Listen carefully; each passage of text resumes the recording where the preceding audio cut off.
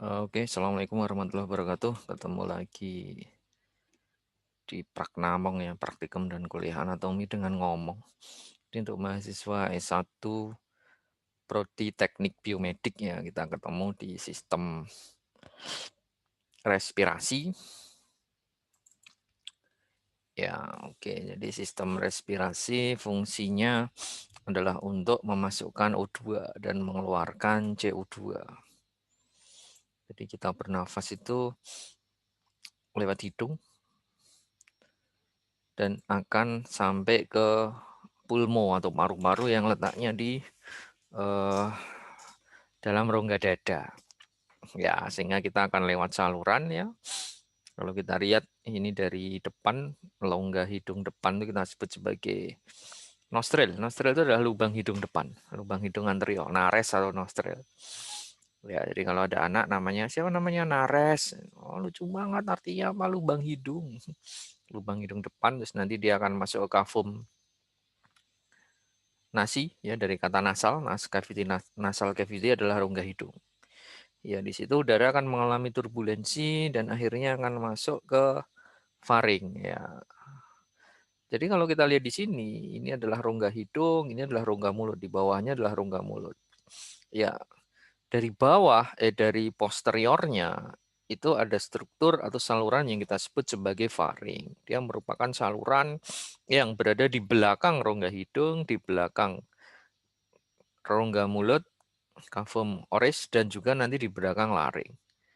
Dan akhirnya faring ini akan berlanjut menjadi esofagus. Ya. Nah, setelah dari faring, terutama adalah di nasofaring, karena dia letaknya di belakang dari rongga hidung, dari kafum nasal, maka namanya nasofaring. Di belakang, di posterior dari kafum oris, maka namanya orofaring. Dan yang di belakang laring, ini namanya adalah laringofaring. Ya, sehingga ada tiga bagian dari faring dan akhirnya nanti akan berlanjut ke laring. Jadi kalau kita lihat laring di sini ya dikatakan itu adalah aparatus membuat suara. Ya. Di situ terdapat plika vokalis sehingga kita bisa bersuara. Kalau kita raba di sini kita melihat Adam's apple ya atau jakun. Nah, jakun itu adalah penanda dari laring. Terus nanti akan berlanjut menjadi trakea, bercabang dua jadi bronkus dan masuk ke dalam paru-paru. Nah, paru-paru memang letaknya di rongga dada. Nah, jadi fungsi dari sistem respirasi adalah untuk pengambilan gas, oksigen, dan juga pengeluaran karbon dioksida. Bersuara dan berbicara ini terutama adalah pada laring. Pelika vokal itu terdapat di laring. Untuk rigiditas segmen badan ya, biochemical function, nah dia memproduksi beberapa komponen ya, angiotensin converting enzim, dan ya di sini ada proses imunitas terhadap tubuh, ya terhadap toksin dan patogen karena di seluruh lapisan respirasi tadi seluruh lapisan saluran respirasi itu terdapat mukus dan juga terdapat eh, antibodi yang akan berperan untuk toksin atau patogen. Nah, traktus respirasi terbagi menjadi dua bagian ya, pars konduktoria dan pars respiratoria. Ya, konduktoria adalah untuk menyalurkan udara dari alam semesta bukan dari atmosfer sampai ke bronchiolus terminalis. Ya, dari nares atau nostril, kafum nasi, koane ya, koane itu adalah pintu lubang hidung posterior ya, yang letaknya kalau ini anterior yang letaknya sana yang menghubungkan antara kafum nasi dengan faring ya di sini adalah nasofaring sampai ke bronchiolus terminalis. Ya, sedangkan respiratori di mana di situ terdapat pertukaran O2. Ya, dari pertukaran O2 itu tidak hanya terdapat di alveolus tapi mulai dari bronchiolus respiratorius nanti jadi ductus alveolus atrium sakus adalah kantongnya dan akhirnya sampai ke alveolus. Nah, jadi yang tadi respirasi fungsi utamanya adalah pertukaran gas. Ya, konduksi dia mengkonduksikan. Terus udara ketika masuk ke hidung nanti juga dilembabkan, ya.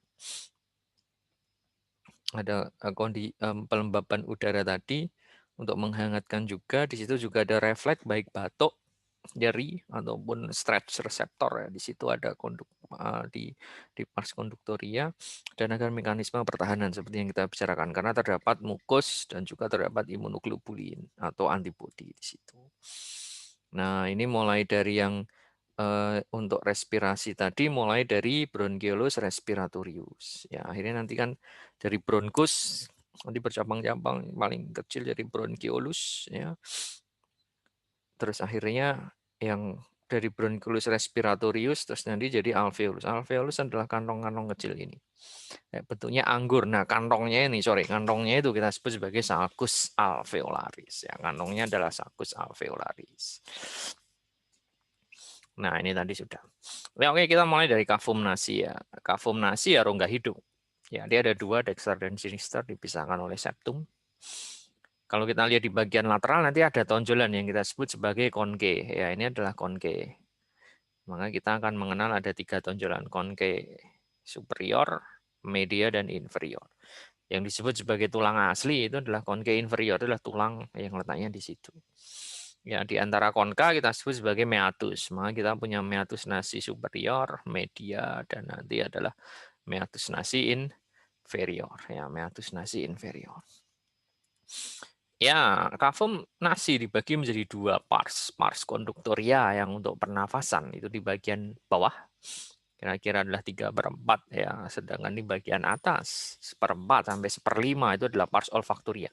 Itu untuk membaui ya. Sehingga kalau kita mau membaui kan kita menarik nafas lebih dalam. Kenapa? Agar nafas kita sampai ke bagian atas. Ya, di bagian anterior di sini ini dibatasi oleh kartilago. Jadi yang membuat hidung mancung itu adalah kartilagonya. Jadi tidak ada tengkorak yang mancung. Kenapa? Karena ini kartilago.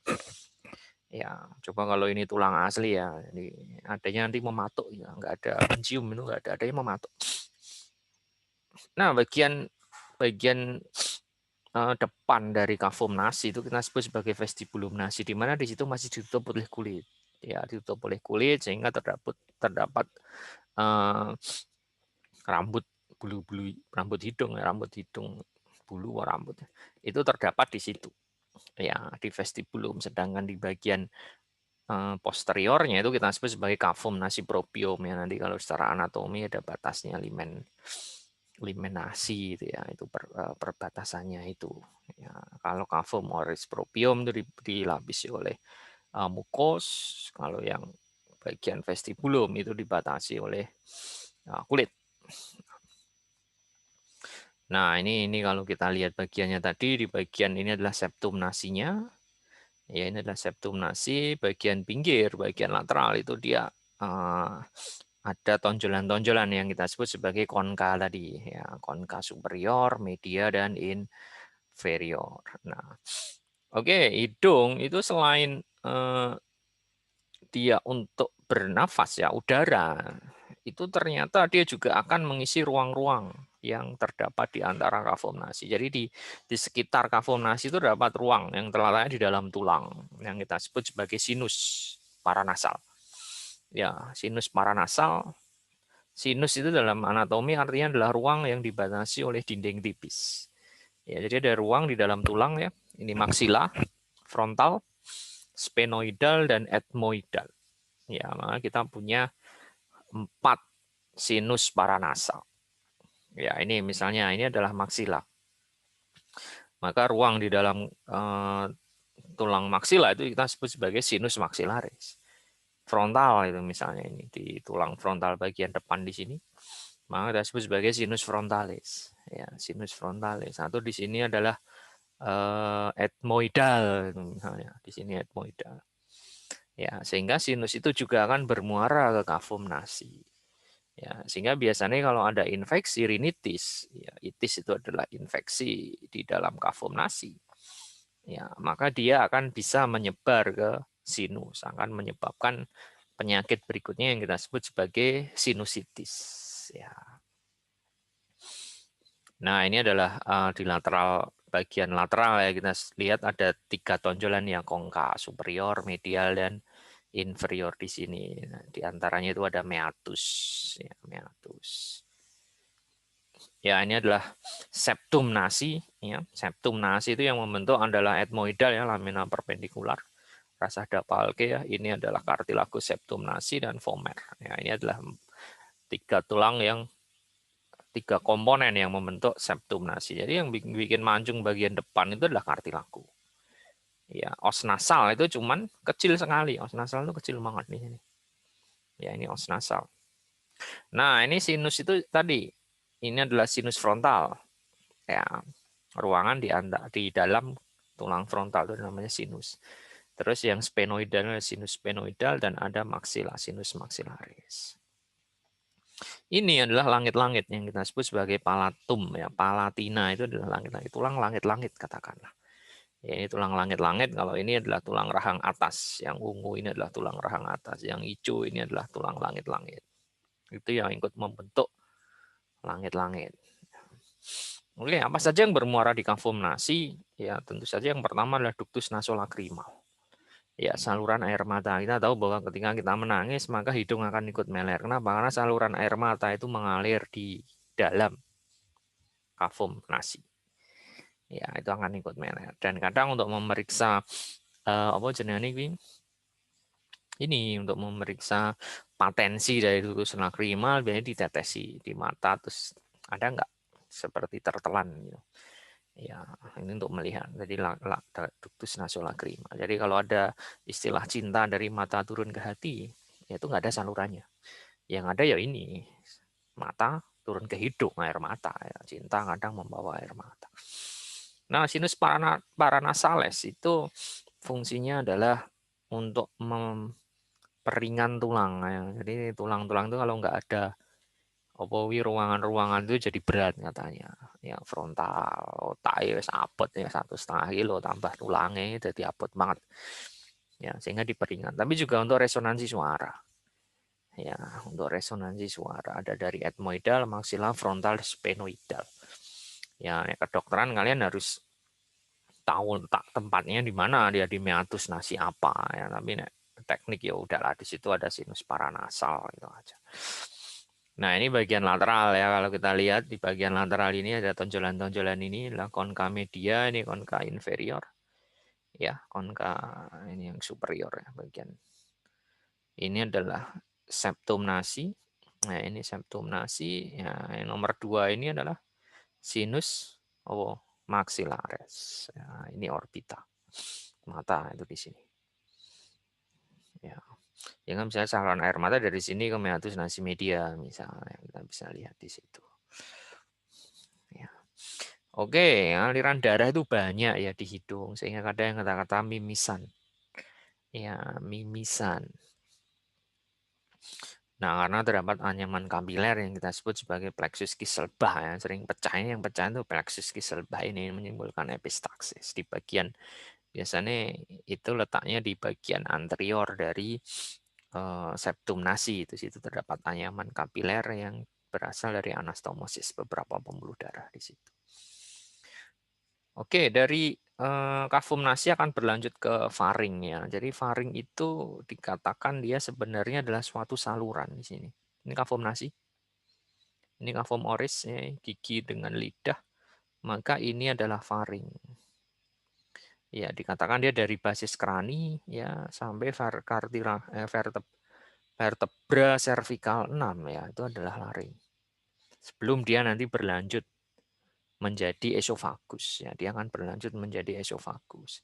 Sehingga katakanlah laring itu di bagian depannya bisa berhubungan dengan kavum nasi, bagian itu kita sebut sebagai nasofaring di sini yang berhubungan dengan kavum oris oral.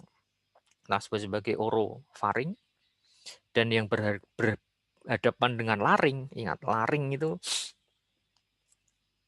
ya ini jakun dan sebagainya itu adalah laring ya, dan dia yang masuk ke situ hanya udara saja. Ya, itu kita sebut sebagai laringofaring. Setelah dari laringofaring, dia akan berlanjut menjadi esofagus. Jadi lanjutan esofagus yang berlanjut sebagai esofagus itu adalah faring. Ya, kalau laring itu murni jalan udara. Ya, jadi tadi sudah kita bahas. Nah, di nasofaring itu terdapat ostium tuba auditiva. Itu terdapat di nasofaring. Ya, kalau kita lihat di sini, ini ada suatu lubang ya. Ini adalah tuba auditiva, masih ingat. Ya, jadi kalau tekanan yang tinggi di telinga itu dia bisa menyebabkan cedera ya. Nah, tekanan yang tinggi itu harus diseimbangkan. Caranya adalah mengalirkan tekanan itu ke dalam nasofaring lewat kafum yang kita sebut sebagai bukan kafum ya, tuba ya, saluran Eustachius ya, atau tuba auditiva. Ya, kalau di struktur anatomi, tuba itu adalah saluran dengan ujung yang bentuknya seperti corong. Maka ini kan bentuknya seperti corong. Maka kita sebut sebagai tuba auditiva. Misalnya apa? Ketika kita naik pesawat terbang, maka tekanan di telinga bagian tengah akan tinggi. Maka kita diminta untuk makan itulah atau menelan ya. Dengan menelan maka ini akan terbuka sehingga tekanan itu tidak menjebol membran telinga, tapi dia akan ke sini. Ya, jadi untuk menyeimbangkan tekanan dengan telinga bagian tengah. Sehingga kalau ada istilah masuk telinga kanan, keluar telinga kiri, itu sebenarnya lewat tuba auditif, nggak sampai otak maksudnya. Ya. Nah, ini tadi yang kongka-kongka ya.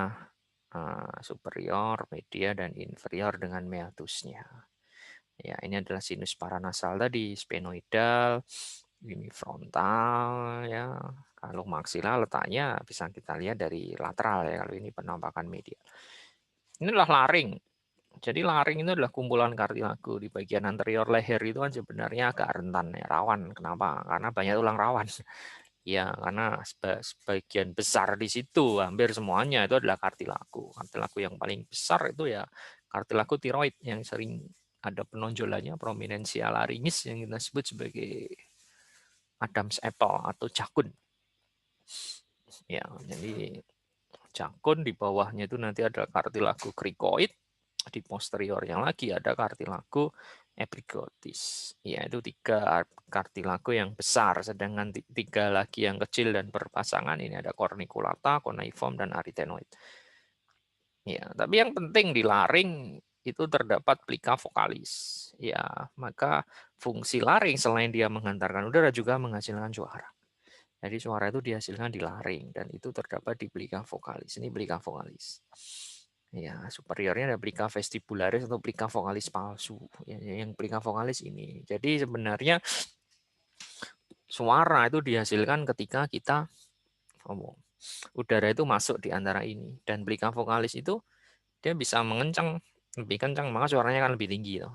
Lebih kendor suaranya jadi kayak gembor bass itu. Atau dia udara itu dia juga bisa melebar dan menyempit. Ya, dia bisa melebar dan menyempit. Ya, coba bayangkan kalau kita makan ya, kalau kita makan maka epiglottis ini kan menutup laring. Jadi bagian awal dari laring itu kita sebut sebagai aditus laring ya, gitu. Nah, ini adalah aditus laring. Ya, ini maka akan ditutup oleh epiglottis. Ini epiglottisnya.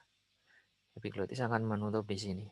Nah, sehingga makanan akan masuk ke laringofaring dan akhirnya ke esofagus. Tapi udara itu akan masuk ke laring. Sehingga ada istilah kenapa makan jangan sambil bersuara. Kenapa? Karena di sini ada inkoordinasi antara otot-otot faring dan juga pembukaan laring. Sehingga nanti makanan tidak masuk ke laringofaring tapi akan masuk ke laring. Akhirnya ke paru-paru. Dan itu menyebabkan tersedak loh. Ya, makanya makan jangan bersuara. Itu prinsipnya. Jadi kumpulan kartilago ya.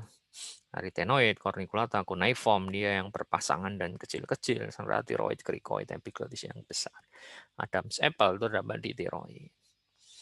Ya, coba kita bayangkan ya kalau misalnya ada seorang makan bakso tenes lupa di mamah ya, akhirnya dia tersumbat di sini. Ya, di atas laring ini dia tersumbat. Maka yang sering dipakai untuk jalur penyelamatan adalah ini antara krikoid, ini adalah krikoid dan tiroidnya ini ada membran ya, ligamen krikotiroid atau berarti ini biasanya di lubang di bolong gitu. Krikotiroidotomi. Tomi itu artinya adalah melubangi krikotiroid di antara krikoid dan tiroid. Dilubangi terus dimasukkan aja sedotan misalnya terus dibawa ke adanya ya untuk jalan nafas akhirnya dibawa ke UGD misal. Nah, dan ada glandula tiroid di anteriornya, terutama adalah pada trakea nanti. Nah, ini kalau kita lihat ini adalah plica vocalis ya. Ini plica vocalis, terus di sebelahnya ini nanti ada musculus vocalis dan ligamen vocalis di sini. Ya, teman-teman nggak usah hafal ya itu jatah anak kedokteran atau apa yang berfungsi di sini. Tapi yang paling penting pada laring itu fungsinya adalah untuk menghasilkan suara selain dia menghantarkan udara. Nah, jadi ini epiglotis. Kalau kita lihat ini lidah ya. Di sana adalah anterior, ini adalah lidah. Ya, bayangkan di sini ada makanan. Ya, makanan itu tidak boleh masuk ke laring, tidak boleh masuk ke sini. Ya, maka ketika terjadi makanan, epiglottis ini akan menutup ke posterior. Dia akan epiglottis kan seperti ini. Ini makan lidah dari sini, ini lidah. Ini lidah. Ya, ini laring, laring di sini di bawah. Sehingga makanan itu dia epiglottis ini akan menutup si laring. Ya. Sehingga makanan akan masuk ke ya ini tadi, makanan akan masuk, ini akan tertutup. Makanan akan masuk ke laringofaring dan akhirnya ke esofagus lambung. Ya, jadi kalau dari sini ini sudah jadi trakea dan bronkus ya, ini bronkus. Oke, trakea itu adalah lanjutan dari laring, dia kartilago juga berbentuk huruf C, yang kartilagonya bentuknya seperti ini. Nah, bentuknya seperti huruf C, yang maka di bagian posteriornya ini adalah musculus, otot musculus trachealis. Ya, ada glandula tiroid itu di sini, ya, glandula tiroid. Dan nanti dia akan bercabang menjadi bronkus primer dan dexter dan sinister nih. Ini dari trakea dia akan menjadi bronkus dexter dan sinister. Misalnya ada kacang masuk ke trakea, dia akan ke bronkus dexter atau bronkus sinister. Ya, dia akan masuk ke bronkus dexter. Kenapa? Karena bronkus dexter primer dexter ya, dia lebih pendek, lebih vertikal dan lebih besar diameternya. Sehingga dikatakan bronkus primer dexter itu sebenarnya adalah lanjutan dari trakea. Ada yang sampai bilang seperti itu. Nah, dia lanjutan dari trakea. Ya. Nah, ini kalau kita lihat, ini adalah trakea ya, yang biru itu adalah kartilago, yang kartilago hialin, sedangkan ini adalah musculus trachealis di bagian posteriornya. Posteriornya lagi itu adalah esofagus, sehingga trakea dan esofagus itu berjalan beriringan ya, di leher itu dia berjalan beriringan. Nah, dan di sini mukosa, lapisan epitel mukosa paling dalam itu juga terdapat silia-silia. Ya, silia-silia itu dia fungsinya adalah untuk misalnya ada debris atau sel-sel yang tidak kepake atau benda asing ya, itu dia akan dikeluarkan. Ya, dia akan mengeluarkan itu. Nah, pulmo ini kuliah yang paling cepat ya sebenarnya. Pulmo itu letaknya di torak ya, cetok ya. Dan dia dilapisi oleh pleura ya, yang melekat di dinding pulmo. Kita sebut sebagai pleura parietal dan melekat di pulmo itu sendiri. Kleru yang itu melekat di pulmo itu namanya adalah visceral dan melekat di dinding dada, bukan dinding pulmo, dinding dada. Kalau melekat di dinding rumah, cecak. Jadi pleura itu dia bisa melekat di dinding dada, kita sebut sebagai pleura parietal, dan pleura visceral yang melekat di pulmo. Jadi kalau kita bayangkan ada balon, ya ini misalnya balon kita orang kita ini balon dan ini adalah pulmo tangan ini masuk ke sini ya, maka kita lihat ada permukaan balon yang melapisi tangan kita seperti ini. Ini kita sebut sebagai pleura visceral. Tapi juga ada permukaan balon yang letaknya di luar. Ini kita sebut sebagai pleura parietal. Di antaranya ini masih ada ruang rongga udara. Ini yang kita sebut sebagai cavum pleura. Ya, ingat, pleura visceral dan parietal termasuk jaringan serus dan dia akan menghasilkan cairan. Di antaranya ini bukan kok ada udaranya, tapi ada cairannya. Cairan fungsinya apa? Jadi bayangkan ketika kita bernafas, tarik nafas, inspirasi, maka pulmo itu akan mengembang, pulmo akan mengembang, ya, sehingga pleura ini akan kontak. Tapi ketika kita ekspirasi dia nggak kontak, ya, sehingga katakanlah ada celah 4 cm mungkin ya, 3 sampai 4 cm ya, nah, dua kosta, ya 2 iga itu yang batas antaranya. Ya, jadi kavum pleura ini terdapat cairan untuk mencegah terjadinya friksi. Nah, ruang tadi kita sebut sebagai kavum pleura. Seperti kemarin ya, kavum perikardii itu kan di perikardium di jantung. Ini juga ada kavum pleura. Pulmodexter dan sinister, dan di situ terdapat apek. Apek itu adalah ujung atas pulmo, ya bentuknya seperti apa tuh pulmo. Oh ya seperti itu ya.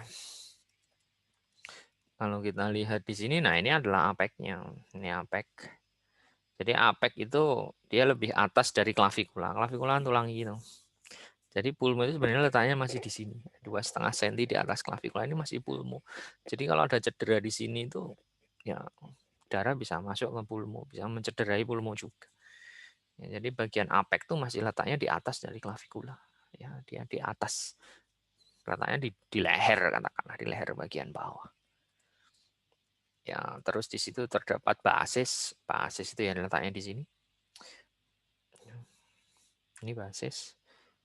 Dan hilus. Hilus adalah tempat di mana trakea, bukan hilus, itu adalah tempat di mana bronkus primer itu masuk.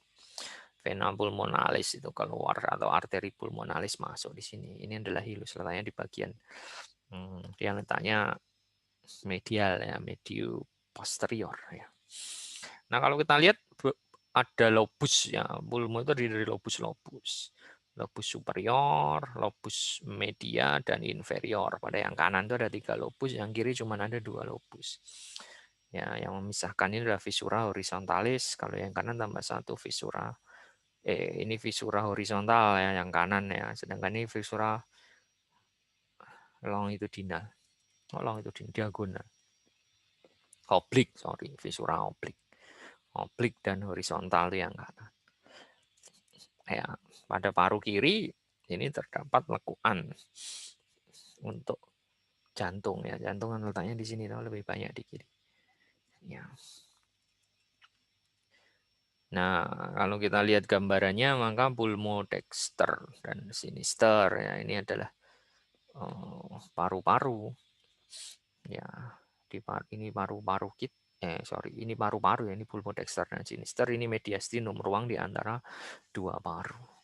Ya, mediastinum itu sebenarnya dibagi 2, superior dan inferior, oleh suatu garis imajiner dari torakal 4 dan 5 ya, setinggi vertebra torakal 4 dan 5. Sedangkan yang inferior dibagi menjadi 2, anterior, media, dan posterior. Ya. Jadi kalau jantung itu letaknya di mediastinum media sebenarnya. Esofagus ini letaknya di mediastinum posterior. Nah, kalau kita lihat dari atas ke bawah, kartilago itu akan semakin berkurang. Ya, jadi kan dari trakea nanti jadi bronkus, bronkus bercabang-cabang banyak, primer, sekunder, tersier, ya. Terus akhirnya nanti body bronchiolus. Ya, bronchiolus itu tidak memiliki kartilago. Ya, bahayanya adalah jika terjadi kontriksi yang sangat kuat. Jadi fungsi dari kartilago adalah ketika dia berkontraksi tidak akan terjadi penyumbatan total. Ya, sehingga tetap akan terbuka. Tapi yang paling bahaya adalah di bronchiolus kalau terjadi sumbatan yang total. Maka asma itu kan asma bronkiale yang paling bahaya. Kenapa? Karena kadang yang terkena adalah bronchiolusnya tertutup semua, akhirnya tidak bisa bernafas.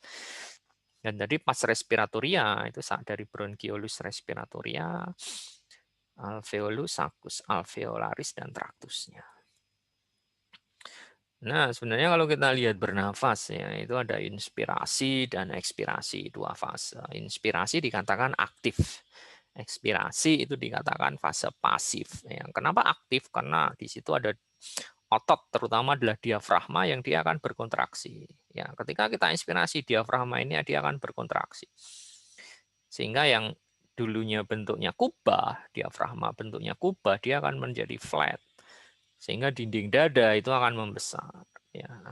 Ini diafragma dikatakan sebagai otot utama respirasi. Ada beberapa otot dinding dada yang akan berperan juga, walaupun dia akan membantu misalnya interkostal. Ya, interkostalis dia akan menyebabkan kosta itu dia akan bergerak ya, dia lebih ke depan atau ke lateral sehingga dada akan lebih mengembang, juga ada pengembangan anteroposterior, ada pengembangan yang apa ini horizontal, anteroposterior dan horizontal. Ya, dexter sinister ya, ada pengembangan seperti itu. Sedangkan diafragma itu pengembangan yang vertikal sehingga dinding dada ini akan membesar. Dinding dada yang membesar akan menyebabkan tekanan negatif, akan menyebabkan tekanan intratorak turun sampai ke negatif dan akhirnya bisa bernafas. Ya, di kardiovaskular kita belajar juga, ini juga menyebabkan daya sedot terhadap darah, sehingga vena itu akan terbantu sekali dengan inspirasi. Yang ketika kita inspirasi, darah yang masuk ke jantung itu juga akan meningkat, udara akan masuk ke dinding, udara akan masuk ke pulmo. Ya, sedangkan ketika selesai inspirasi, itu daya recoil dari paru dan dinding dada itu yang akan menyebabkan ekspirasi. Jadi hanya daya recoil saja, bukan kontraksi otot. Maka dikatakan inspirasi itu aktif, ekspirasi itu pasif. Ya, berbagai macam gangguan ini akan mengganggu. Ya, kalau misalnya ada saluran, aliran gitu ya, ada aliran udara. Kalau kemarin adalah aliran darah, kalau ada bagian yang mengecil itu akan menyebabkan adanya sumbatan atau obstruksi. Ya, sehingga kita bernafas jadi lebih susah. Ya kan? Baik masuk maupun keluar. Ya, ketika ada asma itu misalnya sumbatan mengecil itu biasanya terjadi ngik gitu ya, atau ketika ada stridor ya, stridor itu adalah suara ngorok ya, seperti ngorok itu biasanya terjadi sumbatan di saluran nafas bagian atas ya. Jadi biasanya dibagi dua juga, saluran nafas bagian atas dan bawah. Atas itu atas laringofaring ya, bawah itu bawah laringofaring. Ya, dan itu biasanya ya nggak semua sih. Kalau terjadi sumbatan di bagian bawah, biasanya suara tambahan nafas itu terjadi saat ekspirasi, mengi, asma. Tapi kalau ngorok itu saat apa? Inspirasi ya, saat kita tarik nafas. Nah, ini dari bronchiolus terminal nanti jadi respiratorius. Nah, ini yang dikatakan sebagai pars respiratoria, di mana di sini sudah mulai terjadi pertukaran udara. Ya, ini adalah ductus alveolarisnya, salurannya. Alveolarisnya itu yang seperti anggur-anggur ini. Anggur-anggur ini adalah alveolus. Nah, anggur-anggur itu ketemu di sakus ya, kantong. Nah, sakus alveolaris hampir semuanya ini.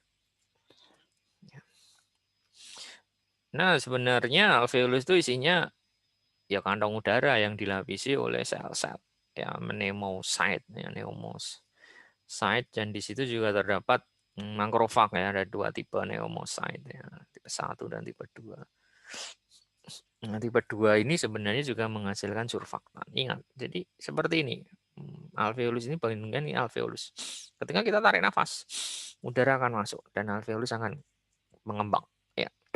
Tapi kadang mengembang itu susah juga ya, karena dinding-dinding alveolus itu dalam keadaan ekspirasi dia menguncup seperti ini. Ini ada tegangan permukaan tahun gini. Ya, ini kan ada tegangan permukaan. Seperti kalian kaca dengan kaca, kalau basah, ya ini menghasilkan cairan juga tuh. Kalau basah kan gini kan susah tuh, dilepaskan susah. Alveolus juga sama. Dalam keadaan seperti ini maka dia butuh kayak pelicin ya, deterjen ini yang kita sebut sebagai surfaktan. Nah, ini surfaktan. Nah, surfaktan ini dia akan, biar lebih mudah untuk mengembang. Ya, dia akan lebih mudah mengembang. Jadi kalau ada kaca satu dengan yang lain ada air yang kasih deterjen itu kan lepas. Itu juga sama kayak deterjen. Maka dia akan jadi lepas.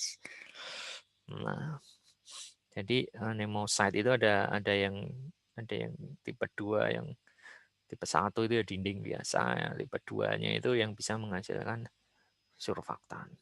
Ya, dia bisa menghasilkan surfaktan. Dan di situ juga terdapat makrofag yang menelan debu, debris, asap. Ya, ini misalnya perokok itu biasanya surfaktannya makan tuh debu-debu rokok, asap. Makanya jadi hitam. Ya, jadi kalau kita diseksi ya perokok itu biasanya dia paru-parunya hitam. Nah, jadi kalau kita lihat di sini juga terdapat pembuluh darah. Ya, pembuluh darah tadi dilapisi oleh endotel, kapiler ya di situ. Ini adalah pneumocyte dan basement membran. Maka di situ terdapat pertukaran O2 dan CO2.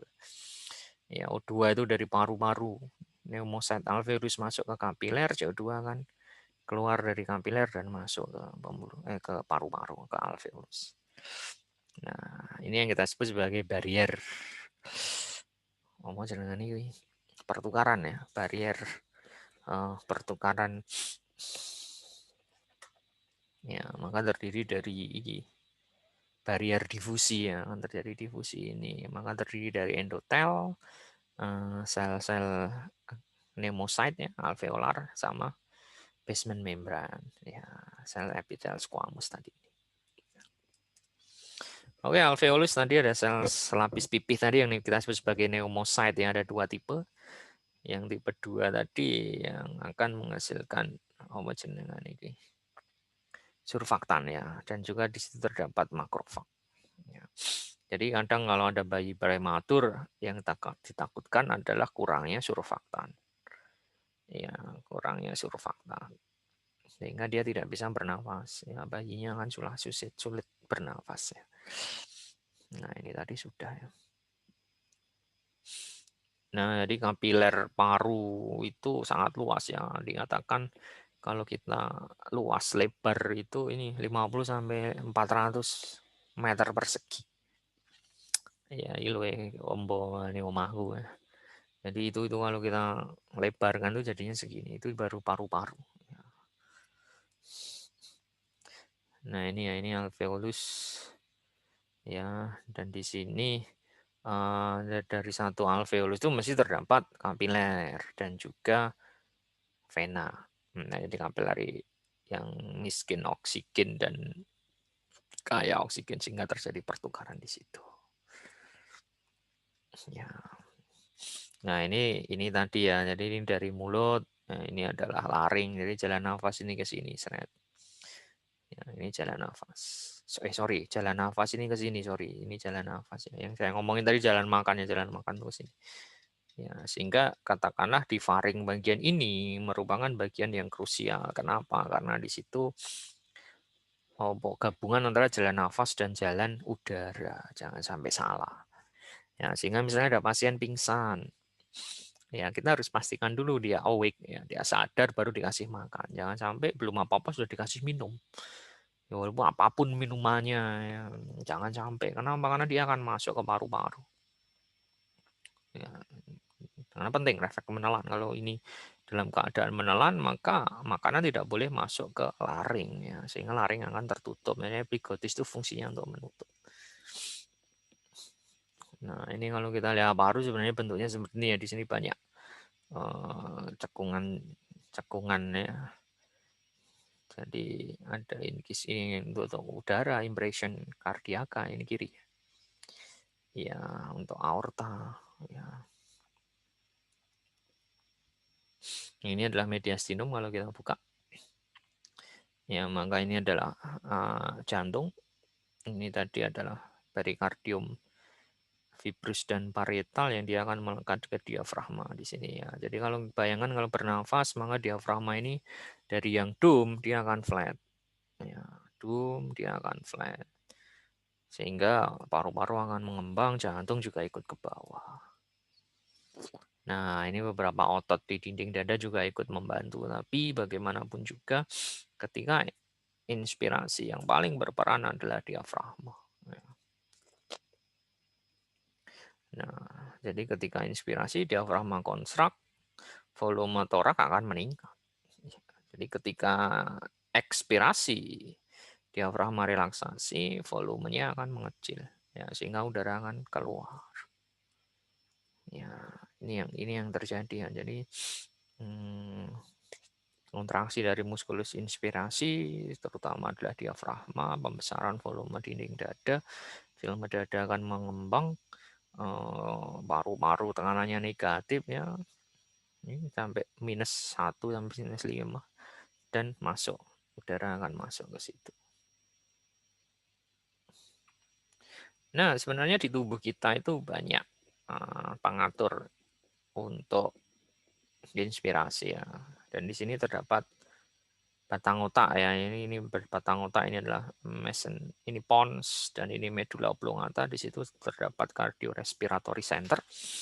Ini adalah respiratory center yang letaknya di medula dan pons. Ini medula oblongata, ini pons. Ya, dia dipengaruhi banyak hal, terutama adalah kemo. Kemo itu adalah kimia reseptor. Ini reseptor yang mengetahui berbagai macam level atau kandungan kadar gas, O2, CO2, asam ya. Jadi kalau CO2-nya turun, CO2-nya naik, dia akan menginduksi respiratory center, ayo cepat respirasi. Ya. Atau memang di sini juga terdapat kemoreseptor sentral ya. Tadi kalau yang ini perifer ya, terutama di arteri karotis. Ya, di situ ada kemoreseptor. Sinus glomus karotikus ya. Kalau corpus karotikus itu adalah baru reseptor. Dan juga di arcus aorta.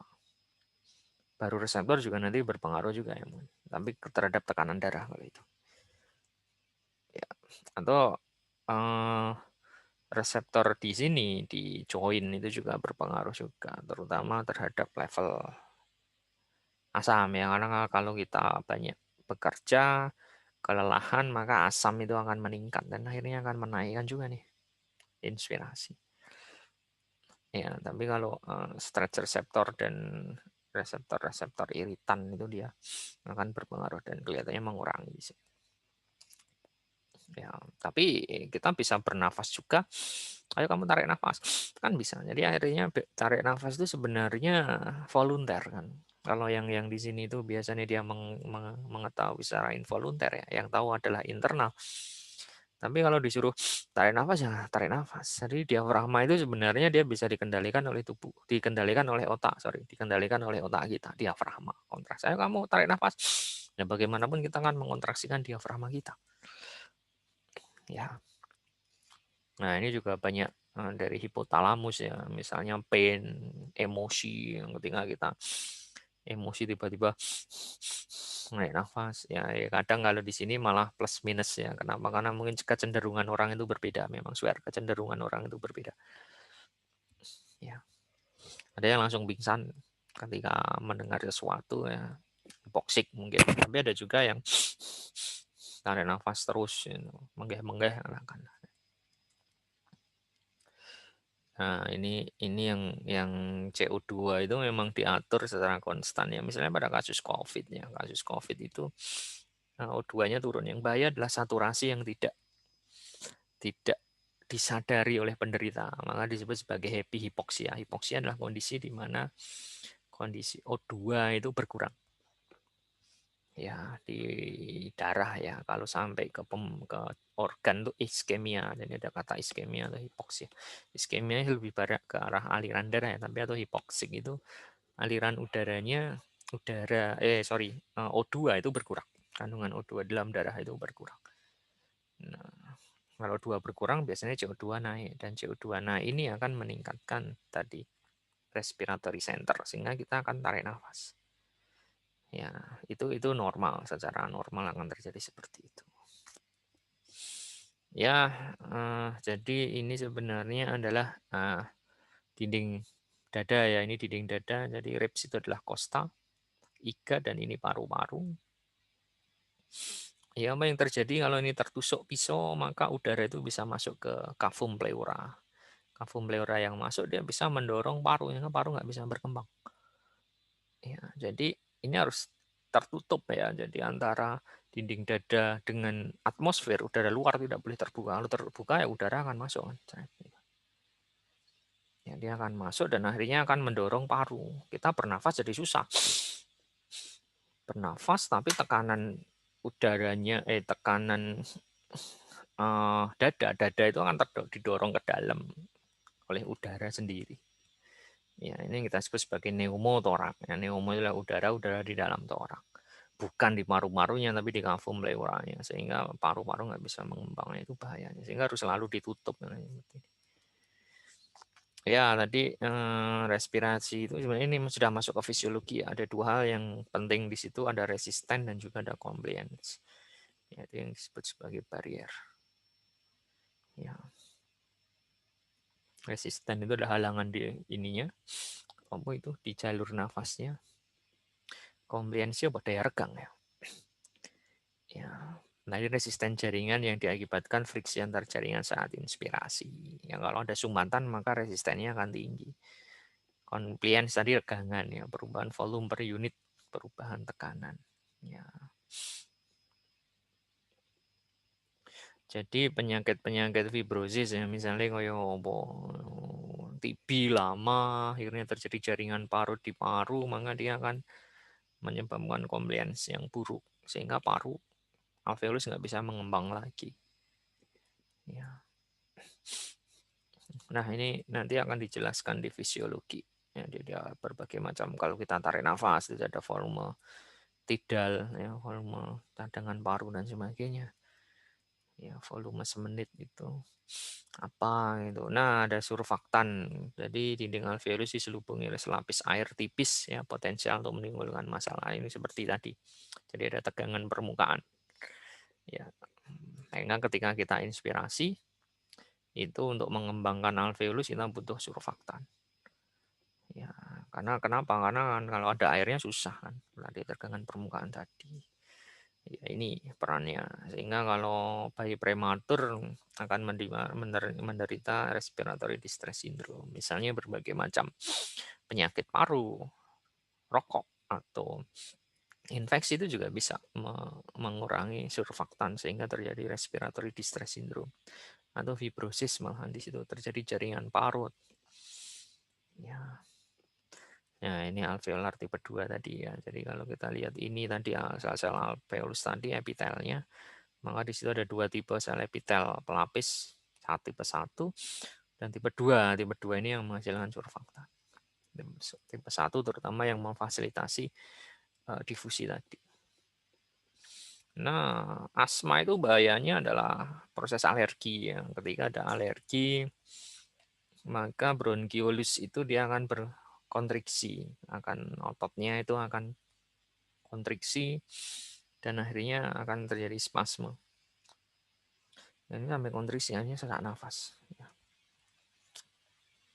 Nah, low emphysema itu malah membesar ya, ini membesar tapi tidak terdapat udaranya itu akhirnya orang iso masuk ke darah karena kebanyakan di ini di emfisemanya. Oke, apapun itu rokok itu tetap jadi masalah ya kesehatan. Dan ya pemerintah ya pajak dhuwur sing rokok ya itu jadi masalah juga. Ya, tapi apapun itu merokok itu lebih baik tidak merokok. Oh, ya, ini nek dokter ya kadang ngomong ngono.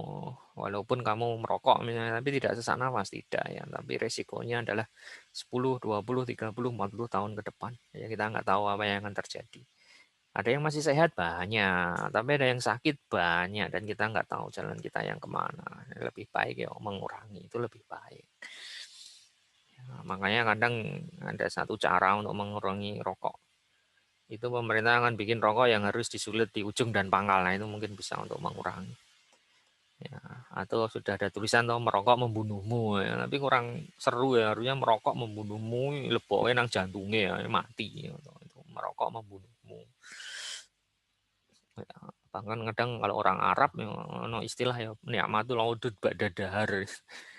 Ya, tapi mau aja lah. Ya banyak yang sudah membuktikan resikonya tinggi, kanker cetok, jantung cetok, metabolik luwih marah, kena COVID neng rokok ya, dia akan meningkatkan reseptor untuk COVID-nya itu, untuk virusnya itu ditingkatkan oleh asap rokok cetok nang saluran nafas. Jadi lebih kering, dia akan mematikan silia. Ya, oke, mungkin itu aja guys. Terima thank you, nggak usah kembali welcome, apalagi kembali kasih. Karena saya maunya aura kasih ya. Assalamualaikum warahmatullahi wabarakatuh.